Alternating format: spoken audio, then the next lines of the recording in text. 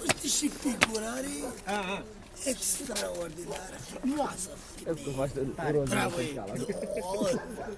păi la urmă, dă și mă frige în gură acum ea.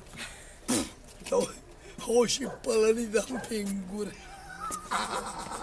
Urzâș ai vrea. Păi și moagă din boa.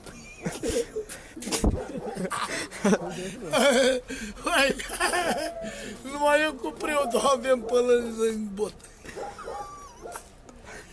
Ajută-l pe el ca să fie el bărbat de bărbată, Doamne, pentru tine. Să fii iubit. Intră și tu și rumegă-te la mine în stomac, da, Doamne! Și moacă are preotul, iau el.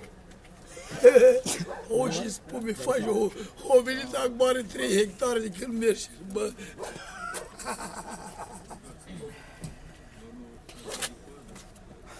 Uai, nu zic nimic decât numai bine zic sănătate și dragoste. Altceva nu pot spune decât sănătate și dragoste, mă, să vă pup, să vă iubați. Lăsați-mă să vă iubați pentru că meritați. Și moacă din boam.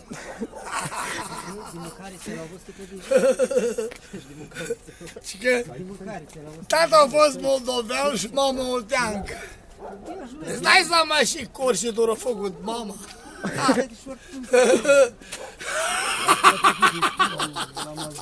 Ea zâmbește la cameră. Da, mama a fost femeie frumoasă. Uai, mulțumesc și lui tata și lui mama că m-au lăsat de sămânță. Și moacă de boam. Uai, îi mulțumesc și lui tata și lui mama că m-au lăsat de sămânță.